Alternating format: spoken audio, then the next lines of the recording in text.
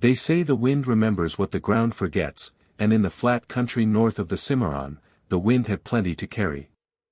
It carried dust, and grasshoppers, and the smell of a man's failure long after the man himself had moved on. It was this wind that first pushed Thomas Calloway toward an auction notice nailed crooked to a post outside the county courthouse, in the autumn of 1889, in a town called Larkspur Bend that had already begun forgetting its own name.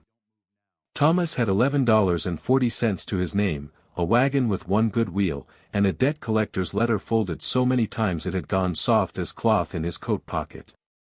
When the auctioneer's gavel fell on a condemned, roof-sagging schoolhouse for $4, the men gathered under the cottonwoods laughed outright, slapping their knees, certain they had just watched a desperate man throw away the last of what little sense poverty hadn't already stolen from him. What none of them knew, what Thomas himself did not yet know, was that beneath the warped floorboards of that forgotten building lay something that would silence every one of those laughing mouths, and give back to a broken town far more than the $4 it had cost him. Settle in, and let us tell you the story of Thomas Calloway. If this story of quiet dignity and buried truth moves something in you, we'd be grateful if you'd stay a while, let the tale unfold at its own pace, and tell us in the comments where you're listening from tonight. Thomas Calloway had not always been a man who counted coins twice before spending them. He was born in 1851 in the hill country of eastern Tennessee, the third son of a blacksmith named Ezra Calloway, a broad, quiet man who believed that a thing done poorly was worse than a thing left undone, and who taught his boys that a craftsman's honesty showed up not in his words but in the seams of his work. Thomas grew up with the ring of hammer on iron as his lullaby, and though his older brothers took naturally to the forge, it was Thomas who wandered, as a boy, toward the schoolhouse at the crossroads instead, drawn less by the letters chalked on the board than by the order of it all, the way a jumble of sounds could be broken down, understood, rebuilt into something that made sense. His mother, Naomi, who had been taught her letters by a circuit-riding preacher's wife and treasured the skill the way other women treasured a wedding ring, saw something in her son's hunger and nursed it, teaching him evenings by lamplight long after his brothers had gone to bed sore and satisfied from the day's labor. She used to tell him that a mind was the one tool no creditor could repossess and no fire could burn, and Thomas carried that saying with him the way another man might carry a rabbit's foot, worn smooth from handling. He grew into a young man who could read a contract as easily as he could read a length of grain in a plank of oak, and it was this particular gift, part patience, part quiet stubbornness, part the blacksmith's instinct for what lay beneath a surface, that would matter more than he could have guessed on the day everything he owned fit into the back of a half-broken wagon. As a young man he apprenticed not to a smith but to a surveyor and land agent in Knoxville, a profession his father found bewildering and his mother found thrilling, and it was there that Thomas learned to read old deeds, faded plats, and the strange, cramped handwriting of county clerks long dead, learned to see the shape of a piece of land not just as dirt and fence line but as a story written in ink and boundary stones. He married young, a gentle, sharp-eyed woman named Ruth Ann Pryor, who bore him 2 children before consumption took her in the spring of 1879, and it was grief, more than ambition, that finally pushed Thomas westward, the way grief pushes so many men toward horizons, not because the horizon promises anything better but because staying still becomes unbearable. He brought his children with him, a daughter, Mercy, then 9, solemn and watchful, and a son, Caleb, 6, who asked questions the way other children asked for sweets, endlessly and without shame. Thomas worked his way through Missouri and into Kansas doing what he knew, surveying disputed lines, drafting deeds for homesteaders who could not write their own names, occasionally setting a horseshoe or mending a wagon axle when the blacksmith's blood in him rose to the surface. He was, by every account of those who knew him in those years, an honest man in a country that did not always reward honesty, a man who would rather walk away from a profitable lie than sleep easy on it. It was this reputation, more than any single skill, that eventually brought him to Larkspur Bend in the spring of 1887, hired by a consortium of local ranchers and merchants to help settle a tangle of overlapping land claims left behind by sloppy early surveys, a job that paid well, that promised to finally set the Calloway family on solid ground after 8 wandering years. He rented a small house near the mill, enrolled Mercy and Caleb in the town's one school, and allowed himself, for the first time since Ruth Ann's death, to imagine a future that did not require moving on. That future did not survive the winter of 1888. The trouble began, as trouble in small frontier towns so often did, with money that existed mostly on paper. The Larkspur Bend Farmers and Merchants Bank, run by a smooth-tongued, expensively dressed man named Silas Vane who had arrived from the East only 2 years prior with promises of railroad investment and guaranteed returns, collapsed in November of that year, taking with it the modest savings Thomas had spent a decade building, along with the deposits of nearly every family in town. Thomas had trusted Vane in part because Vane had hired him to survey the very rail spur land that was supposed to secure the town's fortune, and it was Thomas's own signed report, honest, careful, exactly what the evidence showed, that Vane had twisted and misquoted to investors to make the doomed railroad venture appear sound. When the bank's doors were nailed shut and Vane himself vanished eastward with what little liquid capital remained, the town did not blame Vane, who was already gone and untouchable. They blamed the surveyor whose name and signature sat atop the report that had convinced so many to invest their savings. It did not matter that Thomas had warned, in writing, that the eastern grade was unstable and the rail company's timeline unrealistic. It did not matter that his report, read honestly, would have saved every family in Larkspur Bend a great deal of grief. Grief does not read documents carefully, it looks for a face to be angry at, and Vane's face was 3 states away. Within a month, no rancher would hire Thomas to settle a boundary dispute, no family would trust him with a deed, and the school board, citing, without much subtlety, matters of community confidence, quietly suggested that his children might be more comfortable finishing the term elsewhere, though there was no elsewhere for 2 motherless children to go. Thomas sold what he could. He sold Ruth Ann's mother's silver spoons, which he had carried for 8 years meaning to pass them to Mercy. He sold his surveying instruments, keeping only the compass, because a man's hands remember a tool the way they remember a face, and he could not make himself let go of everything at once. By the time the ground froze hard in December, the Calloways were down to a wagon, a mule with a limp, 2 changes of clothes apiece, and $11.40 that Thomas kept sewn into the lining of his coat, because he had learned, the hard way, exactly how quickly a bank could turn a fortune into ash.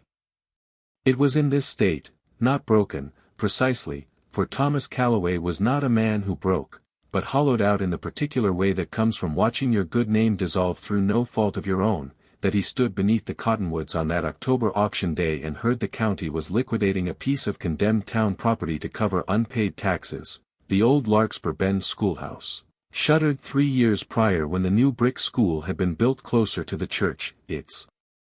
windows broken by boys with slingshots, its roof sagging under 2 winters of unshoveled snow, its floor, rumor said, rotted clean through in places.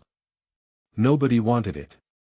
It sat on a half-acre of scrub at the edge of town, worth nothing as land and less as a building, and when the auctioneer, more out of obligation than expectation, called for bids, the silence stretched long enough that a dog barked twice before anyone spoke. Thomas raised his hand. He did not entirely know why, even as he did it. Later he would tell people it was because Mercy had once loved that schoolhouse, had learned her letters within its walls before the new building opened, had cried, quietly, the way 9-year-olds cry when they think no one is watching, the day the county condemned it.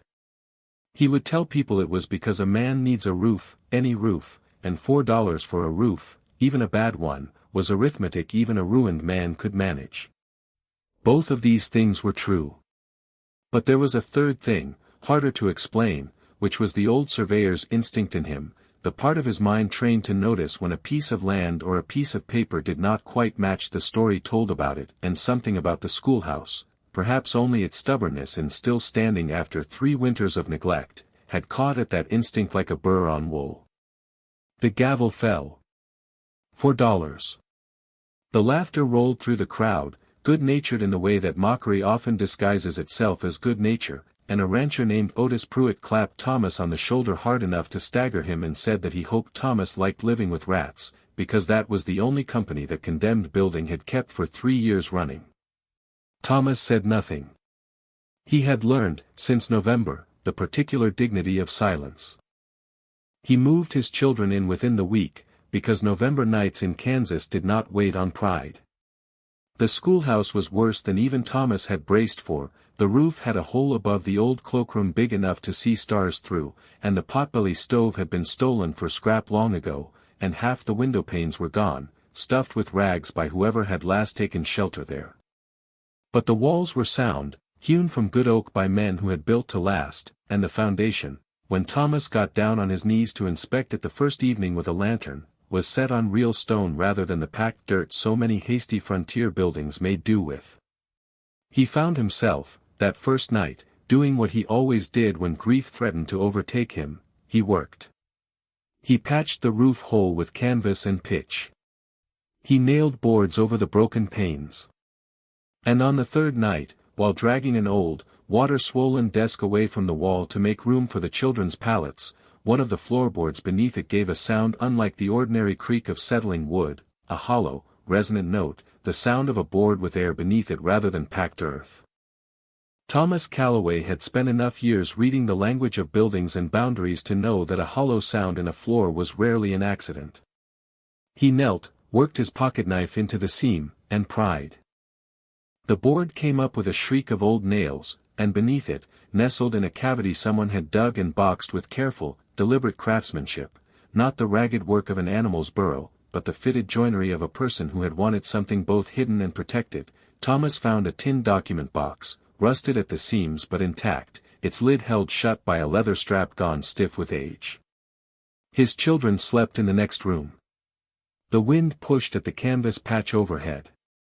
And Thomas Calloway, $40 from a bank collapse and a lifetime from the man he had been a year before, sat alone on a rotted schoolroom floor and pried open a box that no one had touched in what he would later learn was nearly 2 decades. Inside, wrapped in oilcloth gone brittle at the folds, he found a bundle of letters, a ledger book with a cracked leather spine, and a small drawstring pouch that, when he loosened it, spilled into his palm 11 gold double eagles, their faces dulled with age but their weight unmistakable, along with something that made Thomas's breath catch harder than the gold did, a folded schoolhouse land deed, dated 1867, bearing a name he did not recognize, Josiah Whitfield, and beneath it, tucked flat, a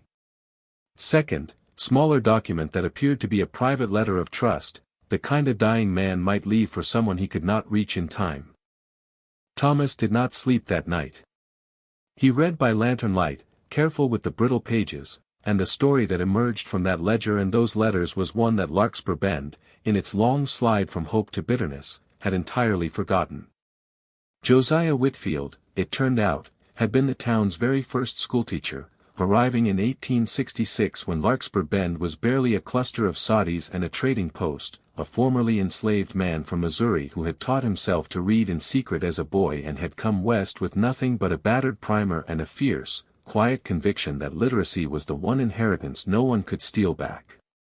The ledger recorded, in Whitfield's own careful hand, years of donations, not large sums, but steady ones, nickels and dimes and the occasional silver dollar, given by homesteading families, by a freed black settlement some 6 miles east that history had already begun erasing from the county's memory, by a handful of merchants who believed, as Whitfield did, that a town's schoolhouse was its truest investment.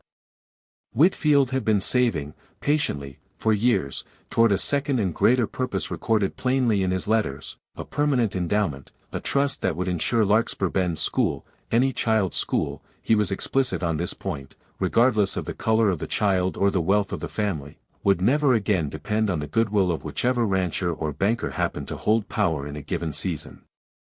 But in the autumn of 1870, according to the last entries in the ledger and a final, unfinished letter addressed simply, "To whoever finds this, should I not return," Whitfield had grown afraid.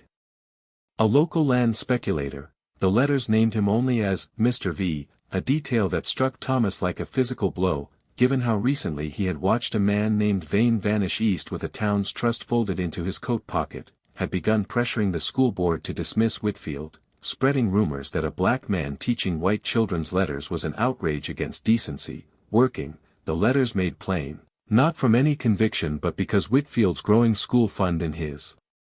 insistence on admitting the children of the freed black settlement stood in the way of the speculators' plan to seize and resell the schoolhouse land, along with the settlement's own claims, for a rail spur he hoped to court investors toward. Whitfield, sensing the ground shifting beneath him and fearing, correctly as it turned out, that he might be run off or worse before he could see the endowment properly established, had hidden the fund beneath the floor he himself had helped lay, along with a letter explaining its purpose, trusting that someday, someone with the patience to look beneath the surface of things would find it and finish what he had started. 2 weeks after that final entry, Josiah Whitfield disappeared from the historical record entirely. Thomas searched the rest of the box for some account of what became of him and found none. Only silence, and gold, and a promise left unfulfilled for 19 years. Thomas sat with that silence a long while before he understood what it demanded of him. He was not, by nature, a man who chased vengeance or spectacle. His instinct, honed by years of quiet surveying work, was to verify first and act second. So over the following weeks, working carefully and telling almost no one what he had found, he began to trace the threads. He rode the 6 miles east to the site of the old freed settlement, now mostly grown over, and found there an elderly woman, Naomi Freeman, no relation to Thomas's own mother, though the shared name struck him as a small, private kindness from a universe that had not been kind to him lately, who remembered Josiah Whitfield as a boy remembers a favorite uncle, and who told Thomas, her voice steady but her eyes wet, that Whitfield had vanished one autumn night after being warned by a sympathetic clerk that men were coming for him, and that the settlement had always believed he'd fled east rather than face a rope, though no one had ever heard from him again to confirm it either way. She remembered Mr. V, too, though she knew him by a fuller name, Harlan Vane. Thomas felt the floor of his understanding shift again. Harlan Vane. Grandfather, he would later confirm through county records, to the very Silas Vane whose banking collapse had cost Thomas his own good name that same season, a family, it seemed, with a longer and darker practice of building fortunes on other people's trust than Thomas had ever imagined. He confirmed the deed's legitimacy at the county recorder's office, a dusty back room he knew well from his surveying years, and found that Josiah Whitfield's original claim to the schoolhouse land had, in fact, never been properly transferred or voided. It had simply been ignored for 2 decades, the county's records too disorganized and the town's memory too convenient for anyone to notice that the $4 auction Thomas had won was, in the strictest legal sense, an auction of land that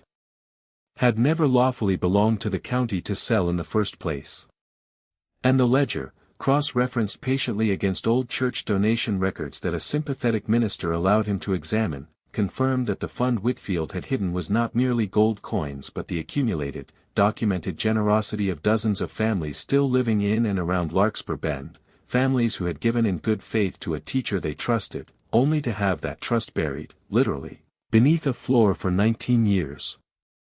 Word of what Thomas had found could not stay contained forever, not in a town as small and hungry for gossip as Larkspur Bend, and when it finally broke, first as rumor, then as fact, once Thomas brought the ledger before the county judge to establish its provenance, the reaction was not the gratitude one might hope a town would show a man who had just uncovered a piece of its own buried conscience. It was suspicion, and in some quarters, outright hostility. Otis Pruitt, the same rancher who had laughed loudest at the auction and mocked Thomas about rats, was among the first to declare publicly that the so-called fund was likely a forgery cooked up by a disgraced surveyor desperate to restore his reputation, and he found ready allies in a handful of townsmen who had, whether they admitted it aloud or not, benefited from the schoolhouse land sitting quietly forgotten for 2 decades, men who now stood to see old, uncomfortable questions raised. About a black teacher run out of town and a fortune buried out of fear, questions that indicted not any single villain but the whole complicit silence of a community that had chosen, for 19 years, not to ask what had become of Josiah Whitfield. The school board, led now by a stern, self-important man named Reverend Amos Kettering who had arrived in Larkspur Bend well after Whitfield's disappearance but had built his standing partly on being the town's moral authority, took the position that even if the fund were genuine, it belonged to the county, not to any private trust, and certainly not to be administered by a man whose own name was still tangled in the recent bank scandal, conveniently ignoring, as Thomas quietly pointed out in the one public meeting he was permitted to attend, that his role in that scandal had been to warn against it in writing, a fact the town's collective memory had not yet found room to hold alongside its anger. There were nights that winter when Thomas, lying awake in the patched schoolhouse with Mercy and Caleb breathing softly beside him, felt the old hollowness threatening to swallow him whole again, not fear of poverty this time, for he had already learned to survive that, but the deeper fear that honesty and patience simply were not currency this world honored, that a man could do everything right and still watch it counted against him. It was Mercy, 11 years old now and grown quieter and more watchful with every hard season, who gave him back his footing. She had been listening, as children do, far more than the adults around her realized, and one evening, while helping him sort the ledger's pages by date, she asked him plainly why he didn't just take the gold and go somewhere no one knew his name, start over the way they had started over twice already.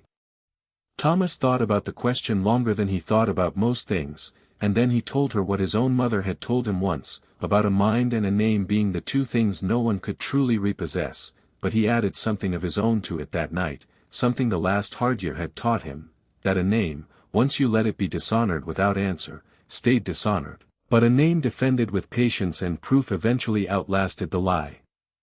Mr. Whitfield, he told her, had hidden his gold to build something bigger than himself, and had disappeared before he could finish, and if Thomas walked away now with the coins in his pocket and no more, he would be finishing Harlan Vane's theft for him, 19 years late. Mercy considered this with the terrible seriousness of a child who has already lost a mother and does not intend to lose her father's good name as well, and she told him, simply, that then he had better not walk away. The turning came, as these things sometimes do, from an unexpected quarter. The county judge, a careful and unglamorous man named Judge Alvin Reese who had no particular fondness for either Thomas or the school board but a genuine fondness for correctly interpreted law, spent the better part of 2 months quietly reviewing the recorder's deed books, the church donation ledgers, and Thomas's own patiently assembled cross-references, and issued a ruling in late January that the original 1867 deed to Josiah Whitfield had never been legally extinguished, that the fund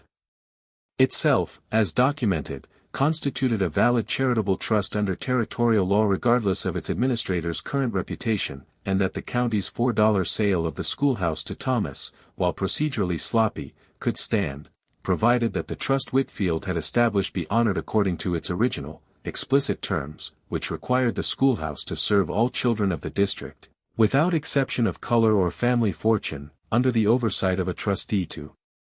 be named by the court. Judge Reese named Thomas. It was not a triumph without cost. Reverend Kettering resigned from the school board in open protest, declaring from his own pulpit that the town was being made to answer for sins it had not committed, and Otis Pruitt, cornered at last by the church donation records that bore his own late father's signature among the original contributors to Whitfield's fund, retreated into a red-faced silence that told its own story more honestly than any of his earlier bluster had.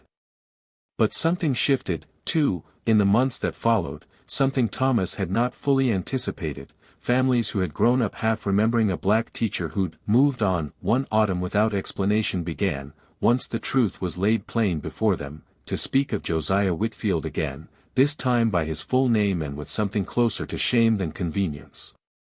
Naomi Freeman was invited, for the first time in 19 years, to address the school board directly, and did so with a dignity that left even Kettering's remaining allies quiet.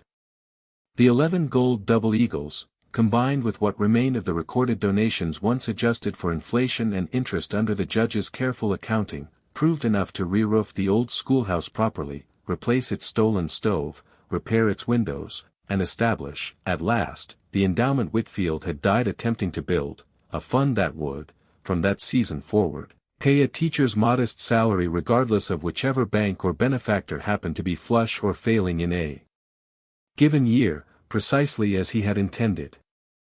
Of Josiah Whitfield himself, no further trace was ever found, though Thomas, working with Judge Reese, saw to it that a modest stone marker was placed near the schoolhouse door bearing his name and the words he built what others would not see, a small monument that Mercy herself chose the wording for, insisting that whatever had become of the man, Larkspur Bend owed him at least the dignity of being remembered accurately rather than conveniently. As for Harlan Vane's family legacy, the story of the grandfather's cruelty and the grandson's collapse traveled together through the county that winter in a way that finally, belatedly, cleared Thomas's own name of the suspicion the bank failure had cast on it, for once townsfolk understood how thoroughly the Vanes had made a practice of profiting from other people's trust across 2 generations, Thomas's honest, unheeded warning about the railroad investment read very differently in hindsight. And the same men who had once refused him work began, sheepishly, to seek him out again for the careful, patient labor of settling land disputes fairly. So it was that the schoolhouse the whole town had laughed to see him buy for $4 became, within a single hard winter, the most trusted building in Larkspur Bend, not because of the gold beneath its floor, though that gold mattered, but because of what that gold represented once it was finally allowed to do the work it had been saved for. Thomas Calloway had lost, in the space of 1 bad season, his savings, his standing, and very nearly his belief that patient honesty counted for anything in a world so ready to believe the loudest voice over the truest one. He had knelt on a rotted floor with nothing left to lose and found, beneath it, not merely treasure but a debt owed by an entire community to a man it had let vanish rather than defend, and in choosing to finish what Josiah Whitfield started rather than pocket what Josiah Whitfield had hidden, Thomas restored something in Larkspur Bend that no bank, no railroad, and no gold coin alone could ever have rebuilt. The town's understanding that its own conscience had been buried too long, and its willingness, however belated, to dig it back up. They had laughed under the cottonwoods that October day, certain they were watching a broken man throw away his last $4 on a building not even the crows would nest in, and in a sense they had been right about one thing. Thomas Calloway had indeed spent his last coins on something the whole town had already written off as worthless. What none of them understood, in that moment of easy mockery, was that value does not always announce itself in a building's straight walls or a man's polished boots. Sometimes it waits, patient as buried gold, beneath the very floor everyone else has stopped bothering to look at, for the one person willing to kneel down, pry up the board, and ask what the silence underneath might still be trying to say. Thomas Calloway had asked. And in answering, he gave Larkspur Bend back not just a schoolhouse, but its memory, its fairness, and at long last, its overdue gratitude to the teacher who had loved it first. We hope Thomas and Mercy's story stayed with you tonight, the way the best quiet stories do, long after the words themselves have ended. If it did, we'd be grateful if you'd give this video a like and share it with someone who still believes that patience and honesty are worth holding on to, even when the world is slow to reward them. We'd love to know, in the comments below, what is a time in your own life when you found real value in something everyone else had already written off? We read every story you share with us, and they mean more than you know. Thank you for spending this time with us, for letting an old, forgotten schoolhouse and one stubborn, good-hearted man find a place in your evening. Until next time, stay close.